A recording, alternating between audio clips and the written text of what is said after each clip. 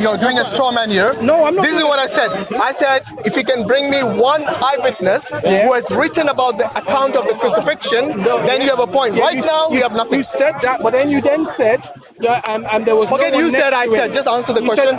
Can you bring an eyewitness or not? I'm saying to you, but that's an historical fact. Based on whom? Yeah, that's an historical fact. You keep repeating it as if it makes it a historical fact. But you're basing on a claim happened 600 years that is not factual. Okay, can I answer you? It's just not. Can I answer you without you raising your voice unnecessarily? Okay. There was actually outside. Hold on 1 second. Outside of the Bible, there's actually 4 Romans and Greek. Like for example, Josephus is an historian that actually specifically. Josephus was not an eyewitness. But I said he's an historian. Doesn't matter. It's an historian. So what? Yeah. Historians do lie. You know that. But historian. But literally, you had 4. Even had 4 what? 4 different. For what? Accounts outside of the Bible. Is anyone an eyewitness from those accounts? None. To Jesus, so you lost that argument because I asked for an eyewitness, you gave none. No, the Bible says the disciples. I just showed it to you, John 19. Okay. But it was there. The disciple was there. What's your name? It says Patrick. Patrick. Okay, let's start over. Okay, let's calm down. Sure. No need to raise your voice. What makes you think the Bible is a historically accurate document? What makes me say that the Bible is a historical? Because every time, archaeologically, the Bible has been proven time and again. Every time you dig, and then all the claims that are in the Bible have actually been proven wrong. Right? Okay. Shall I prove that claim wrong? All of that. Yeah. Shall I prove your claim wrong? That's one. No, but can I respond? I haven't finished. Let me. Okay, how many you got? Go.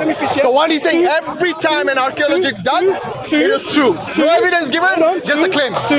Two. Gone. Historians outside of the Bible have corroborated the stories in the Bible. No. Yeah? No one outside the Bible claimed the crucifixion.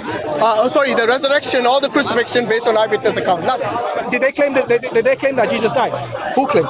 Historians. People did claim. No, historians, like known historians. Give me one name of a historian who was an eyewitness. I've just said to you, regardless of the eyewitness. Yeah? Oh, regardless of the eyewitness. Said to you, all of a sudden. No, but I'm saying to you, but even historically, tell me, even people like Alexander the Great, there was no eyewitness. Alexander the Great. There was no eyewitness there. Actually, there are lots of eyewitness to Alexander the Great. What are you on about?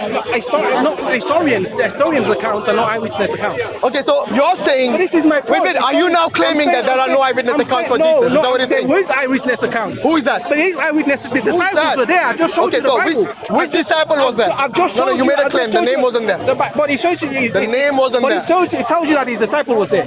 Okay, it also says Mary was there. So exactly. Did Mary write any gospels? No, they didn't. No, but that breaks your claim that there was no. Can I respond to your earlier statement now? Hold on. So do you? Will you let me talk, or you're going to be like the other guy? 1 second. Let me just. If you don't let me talk, 1 second. Then you can look in the mirror, talk to yourself. 1 second. So your claim was this, yeah? What? There is no eyewitness for the crucifixion of Jesus. Crucifixion of Jesus, yeah. But the Bible is telling you there were eyewitnesses. It's called circular argument. But there were eyewitnesses there. Why can't you name any?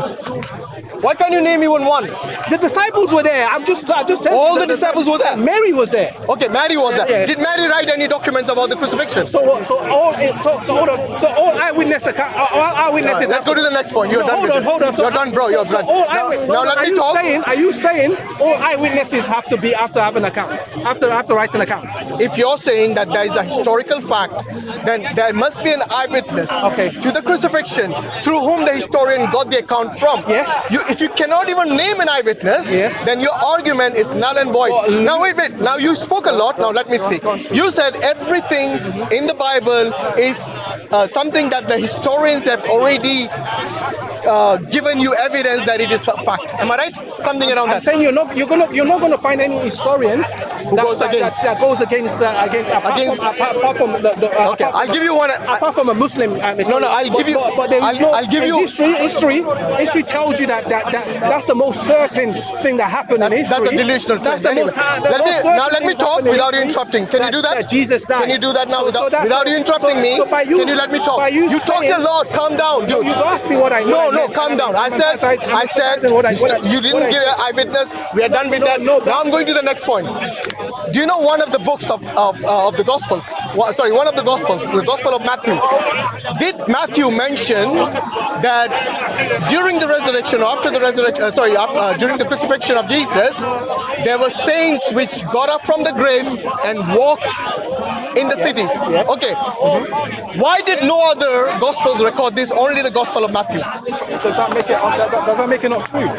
Can you answer the question? But yeah, that's a policy. Are you going to answer the question or not? No, but just because just Matthew accounted for it, that doesn't make it not true. Why did they not record it? But why does it make it not? Because I tell you, the different gospels. This is one thing that Muslims need to know. The different gospels looked at the events from a different perspective. But they didn't give any perspective No, so from different of that event. I'll tell you one. Yeah, like Matthew looked at the gospel. I look at Jesus from a Jewish perspective. Yeah. When you look at Luke was a physician. Looked at Jesus. Luke was not an eyewitness. He never looked at Jesus. No. What are you on about? I'm talking about his accounts. I'm talking about the accounts of Luke. You said he looked at Jesus. No, I'm saying this guy's live from there. If I say to you I'm looking at Jesus, does that mean I'm literally looking at? Like, what does it mean if you're looking at Jesus? That's a policy of literal. I'm talking about. What does it mean? I'm talking about the accounts of Luke. By the way, can you answer the question I asked? Hold on. Why did none of the other gospel writers write it? I'm talking about the account of Luke. I'm talking about the account of Luke in the gospel of Luke. He was not an eyewitness. Do you agree? That's not what Matthew was. Yeah, that's why I'm saying only Matthew wrote it. Why did John not write it? Why did John not write it? So you just said no, only one eyewitness. I've named you Matthew now. No, I'm saying Jesus was crucified according to Matthew. My argument was from the book of Matthew. So the argument is. So I'm already making the claim that Matthew, according to your Bible. No, so the argument is done. You said there was. I don't think we're having an argument. We're having a discussion. You keep shouting unnecessarily. Do you even understand the question I asked you? No, you said to me from your preview. You said there is no one eyewitness, and I've given you an eyewitness. I said Matthew did. For what? What did I ask you eyewitness for? Of the crucifixion. Okay, so you're saying Matthew is an eyewitness to the crucifixion. Absolutely. Where does it say he witnessed the crucifixion? Because he was a disciple. It doesn't matter. Because he was a disciple. It tells you. So what? It tells you that. Where does in the Bible it says that Matthew saw the crucifixion? Nowhere. And by the way, why did it go back to that point? We have dealt with. My question was, if Matthew saw the saints, rising like zombies and walking the city, why did John not write about it? Why did Luke not write about it? Why did Mark not write about it? I told you. You know why nobody wrote about it? Because that is a false claim by Matthew. If this is such a huge event, you need to let me finish. You know how huge this event is? Imagine there were dinosaurs who rose up from the ground and they started walking here. Yes, if one historian wrote this and he said none of the other people wrote it, it will be something as great as that. Because according to them, that was a great miracle of God, that these saints who were dead, they rose from their graves and walked like zombies on the earth. I'm asking, this is a question you need to answer. Why did none of the Gospels write such a huge event? Answer that question. If you don't answer it, this is the end of the discussion. I told you just because Matthew accounted for it doesn't make it just because it's just Matthew that. Why did they not write about it? Because Matthew took it from a different. That's the answer that was. What is the answer? They gave you from a different perspective. Now, what is that perspective? A different perspective. What is that perspective? Matthew looked at the crucifixion and the life of Jesus from. So did the saints rise or not? Hold on. Did the saints rise from the grave or not? Hold on. That's not. That is what you need to answer. You're going to. That was not our original. Doesn't matter. That is my question now. My question, but look, if you're not going to answer, I'm going to go. Original. Doesn't matter. I've answered the original question. You're repeating yourself. The original question was this: Did Jesus Christ die? I said to you historically, he did. That's without question. I said that's one of the most. Without question to whom? Yeah. And then you then asked if was there one eyewitness. I've answered that question. And I said to you, not a single eyewitness he predicts so far. Matthew was an eyewitness. If all you have to Matthew never said he witnessed Matthew crucifixion. 27, he gave you an account of what happened and crucifixion. Yeah. You know Matthew copied from Mark. Do you know that? Are you aware of this? But you know Matthew was a disciple that he was there. Did you know that he was there? I know that. Did you know he was there? That is a claim. Yeah? So no. Now answer my question. Yeah. So did Matthew was a disciple and John was a disciple. Are you aware? Yeah. And then you need to calm down. No, Are you aware that Matthew copied more than 70% of his gospel from Mark, who is not a disciple? Regardless. What do you mean regardless? But Matthew was there. So no, he didn't copy. First of all, he did copy according to the Christian scholars. Corroborated it. No, copied. No, it literally word for word. That's not true. That's not plagiarizing. Have you looked at the two? Why are the Christian scholars saying this? Have you looked at the two gospels? Of course. Is it word for word? Yes, not all of it. I said 70%. 70% is not word for word. That's not true. Okay, that's so actually not imagine true. this. That's not true. Okay, That's not. That's can I not, speak without you getting emotional? So let me tell you. No. You need to let me talk No, now. but you've been talking. No. You are the one answering. I started talking and you interjected. Okay, we have moved on from the crucifixion to the saints. You haven't answered the question. But that's the original. How can we move on from the crucifixion? My whole point was from. By the way, you know crucifixion. What does it prove? My whole point was. You're a Christian, right? Yeah. My whole point was this. Calm down, dear. Jesus Christ died. Okay, good. Yeah, and then the Muslims. Let's say I give you that. Hold on. Yeah, No problem. Muslims claiming that he didn't die. Yes, he didn't die. You're going against history. You're going again. That makes you're going against Christians. Okay. So you're a Christian. Am I right? You're a Christian, right? I am a Christian. Okay. Yeah. You believe Jesus is God, right? Yeah, I do. Of course. Does God die? In the flesh. God dies in the flesh. In the flesh. In the flesh. This guy's a blasphemer. In the flesh. Why it is? No, so no, God doesn't die because what is death? What is that? But what is death? Yeah, what is that? What is Exactly. death? What is death? Tell me what is that. No, you tell me because you're asked. Okay, if I tell you, so what is death? Okay, if I tell you, then will you answer my question? But what is death? I will tell you. Yeah, go on. Will you then answer my I will question? answer your question Good. based on that. Death is the separation of the soul from the body. Yes. Did Jesus experience that? Yes, in the flesh, but he didn't die. Did Jesus experience that? Jesus, God didn't die. Okay, now you said you're going to answer my question. Yeah. Now you're going to answer my question. I've answered yours. Yes. Now you're going to answer my question. So I'm telling you now. So your question is, did God die? The guy just told me he's going to answer my question. Now he's. But that's what I'm saying. Don't go back on your promise. Your question is, did God die? I'm answering your question. Yeah, God. Jesus died in the flesh, but God never died. Thank you. Okay. Yeah, because in his nature. Very good. Because if you understand what Jesus is, if you understand the nature of Jesus. Why shouting? I'm just here. Calm down. Hold on. Let me explain to you. I know you're excited. Let me explain. You're panicking. You need to calm down. Panicking or what? Why are you shouting then? Calm down. Why would I panic? Okay. You made me panic. Yes, because you just realized your God died For what? by his own creation. No, not at all. Because this is any Christian that you ask, yeah? God never died. So who died on the cross? Jesus Christ, there was a separation of the flesh. The flesh died, but Jesus didn't die. Okay. Can I answer now without you panicking? So God didn't die. You need to calm down. Okay. God didn't, but I will answer. No. I'll tell you why your question is. I'll tell you why. First of all, do you know what? This guy doesn't want to listen at all. What do Christians believe? You believe your God died on the cross for you. What? No, we don't. No? Okay. Is Jesus the second person of the Trinity? Yes, Jesus. Yeah, but now listen to my question. The man. Oh no, let me explain to you. You like your voice, isn't it? No, but you have to. You can't. You really love your voice. You asked the question. Is this how you practice in front of the mirror every day? You asked a question. You said the second person. Yeah, the second person of the Trinity was before the man. So it's the second person of the Trinity that took on flesh. Good. So when he died, the flesh died. I think we should time this because this guy doesn't understand the concept of a discussion. Shall we time it? 2 minutes for you. Okay, 1 minute for you, 1 for. In that 1 minute you don't interrupt. In your 1 minute I don't interrupt. Absolutely. You see, I have to do this because you don't want to have a conversation. You're interjecting like this. No, I'm not. This is a false thing. You're going on as if like you're. Does somebody want to time it if you don't mind? Time it. We'll do 1 minute, inshallah. Okay. So you said God did not die; the flesh died. This is what I heard from you. Okay. My question is not about the what. My question is about the who died on the cross. Yes. Okay. You understand the difference between the what and the who? In case you don't, let me tell you what it is. The what is the nature. So if I asked you, did the nature of God died? Then your answer that the flesh died would be correct. However, my question is not about the nature. I told you not to interrupt. You see what I mean? There's a reason I timed it. Because I know you would do that. The reason I told you that, for you to say the flesh died, it is you answering my question about the what. My question is not about the what, not about the nature, no, it's about the who. So who died on the cross?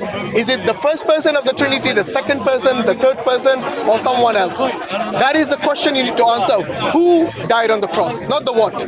God. First of all, you got it wrong. So actually, the nature is the what. It's not the who. The person is the who. No, you just made the wrong. You just said it's not that. So the nature of God is the what. That's what I said. No, that's not what you said. Okay, carry on. It's on camera. You said the opposite of it's that. On camera. It's on so camera. The nature of God is the what. That's the one that never died. It's the person of Jesus Christ is the who. That's the flesh. That's the flesh that died. They're the words. Like for example, your being. For example, this is the difference between your being and your person. Your being is what you are. For example, a rock is a being. A rock is a being. What it is? It's a being. But a rock has no person.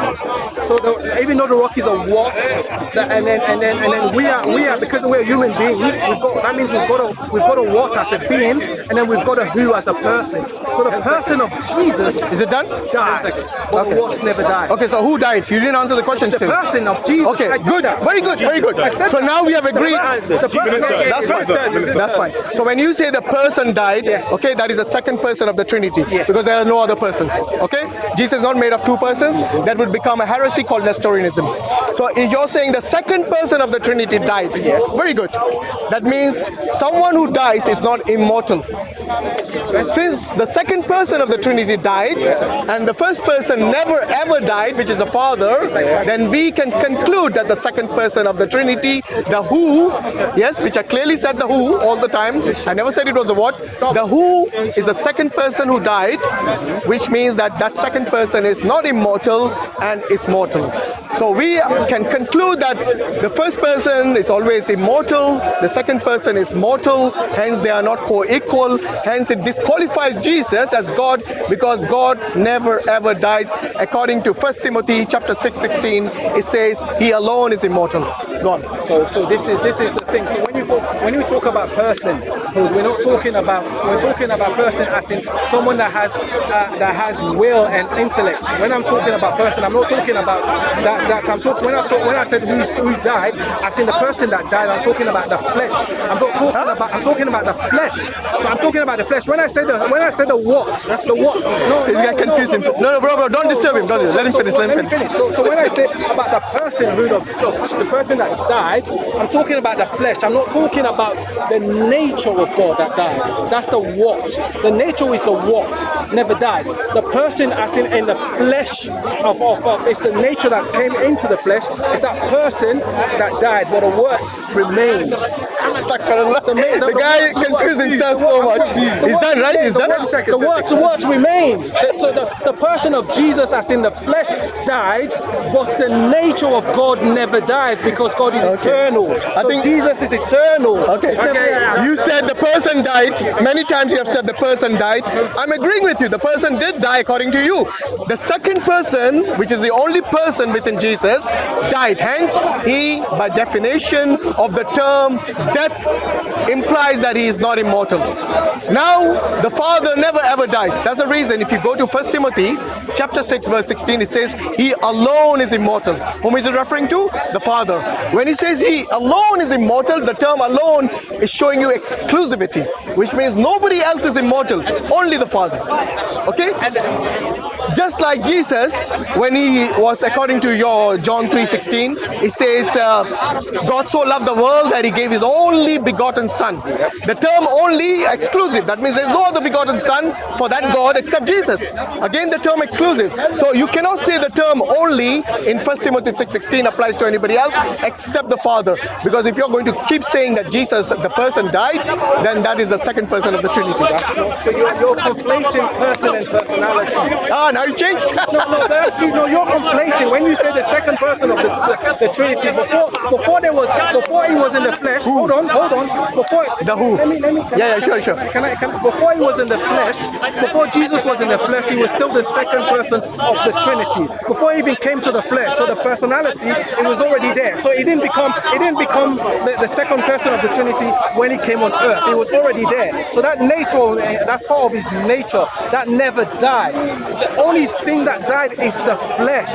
So when you're saying personhood, you're conflating person and personality. The second nature, the second person of the Trinity already had the personality, because there was a distinction between the Father and the Son from as far back as you can go in eternity. This is the reason why John 1 says, in the beginning was the Word, and the Word was with God, and the Word was... Your time is up, man. Come on, you're the timekeeper, bro. It's been up for a long time. Now, you've just Oh, you want 2 seconds? No, it's okay. It's fine. That's we see. Yeah, I like the way you turn person and personality to confuse the matter. By the way, personality is nature. If you want to look up the dictionary, you can do it. So his whole argument about personality goes out the window, which is actually that is a nature. So the question still stands. Who died? The second person of the Trinity. Whether he was God before or not, or whether he was a person, second person, I did not even argue that. In fact, I never made the claim that he was not the second person according to the Christians. So now I will ask you a different question to rephrase this. this for you so that it'll be easy for you to understand. According to the Christians, there is a difference between pre-incarnation and post-incarnation. The natures of Jesus does change. So pre-incarnation, Jesus had only one nature, not two natures. He didn't have the human nature before he incarnated. After the incarnation, he took upon the human nature. So now listen to this carefully. I never said the divine nature went away. The divine nature is still there, but to that was added the human nature. This nature, now the essence of Jesus has changed from only divine to divine and human. Do you agree or disagree with that? I just on earth, just on the period of time when he came on earth, he took upon himself human flesh. Of course he did. He took upon himself human nature. There was a change. No, so the Godhead is this is why the Bible tells you in Colossians, it said, in him dwells the fullness of the Godhead bodily. But there was a change. So the only change was it put on flesh. But the divine never changed. No, but the divinity never changed. The divinity is always been the same. Brother, let him answer. There wasn't a change in the divinity. There was a change in the flesh because he took on flesh. Because obviously flesh died. He had to take on flesh for him to die. Otherwise he wouldn't be able to die. It had to be a perfect sacrifice. That's why he had to be perfect. Even in the Quran tells you that Jesus Christ was perfect. He's the only person on earth. It didn't say that in the Quran. That's false. Okay. So that's why he had to. By the way, you haven't answered my question. Do you remember my question? I don't think you remembered my question. No, wait. The whole idea of us making sure that you go by time is so you answer the question. Use your time. No. I'm going to wait. If you're not going to answer my question, what's the point of time? At least do you remember the question? I do remember. What is the question? You remember the question because we were talking about a person. No. What was the question that I asked you? About what? About what you just answered. What was the question? Say it again. No, I'm not going to waste my time. Say it again. Okay. If you can't answer, I'm going to ask somebody else. You can ask again. You're wasting more time. Exactly. Nobody. If you're not, you're trying to make. It is okay. Do you remember the question I asked? You're trying. Or were you not listening either? You're trying to straw man. Exactly. See, you were listening. Unlike this guy. This guy doesn't. I asked you. And I told you the two natures. By the way, it's my time. Calm down. No need to get emotional. I asked you what was the question. You didn't remember the question. This is that you're playing to the camera. I know. That's what you do. Dude, if I wanted to play with camera, I could have easily done that. Okay. So my question was very simple. Before incarnation and after incarnation.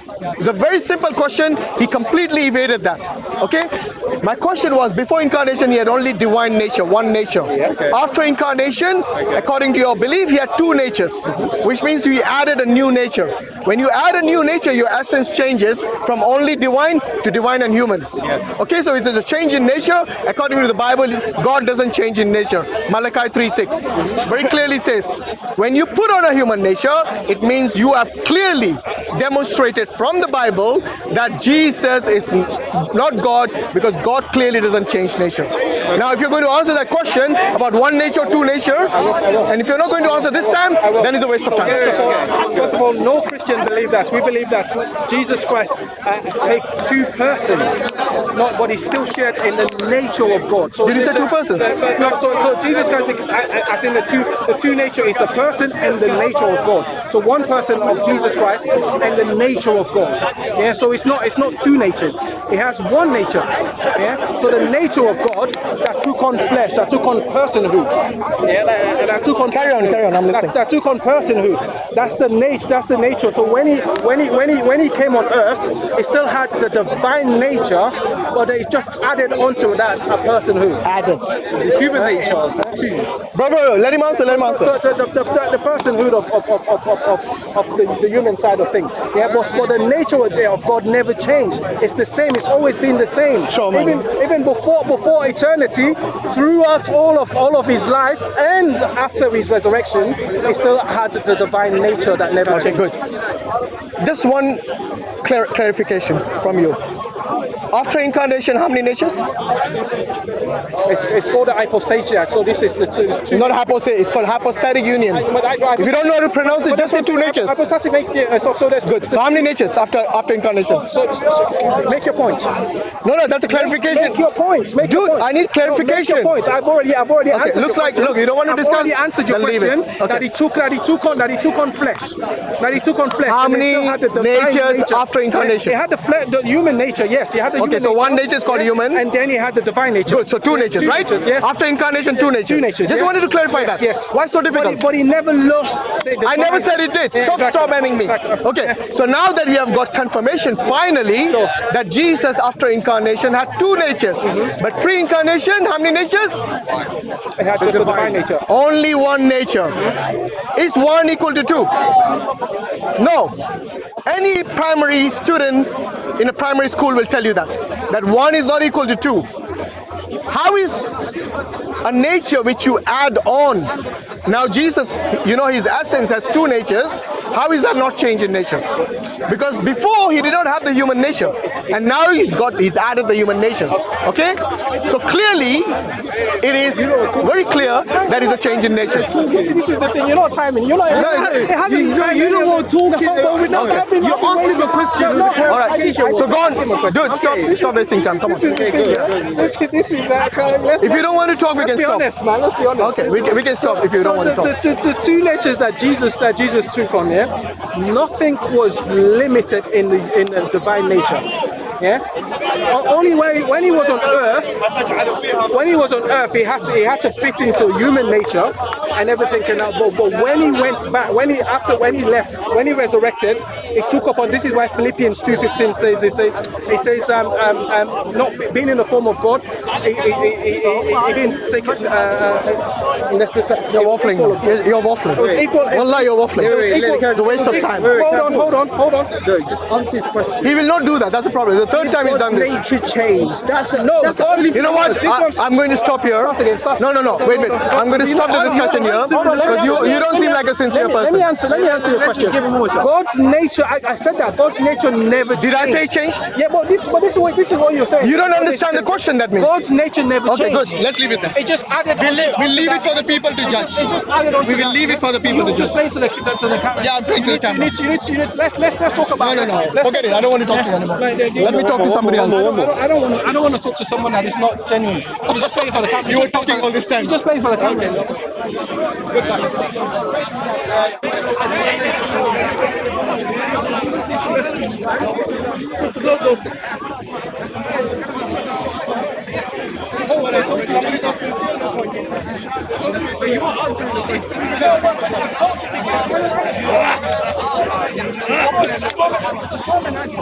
The nature of Jesus, the nature of God never changed. When he took upon himself, his point is then changed. The nature of God remains the same.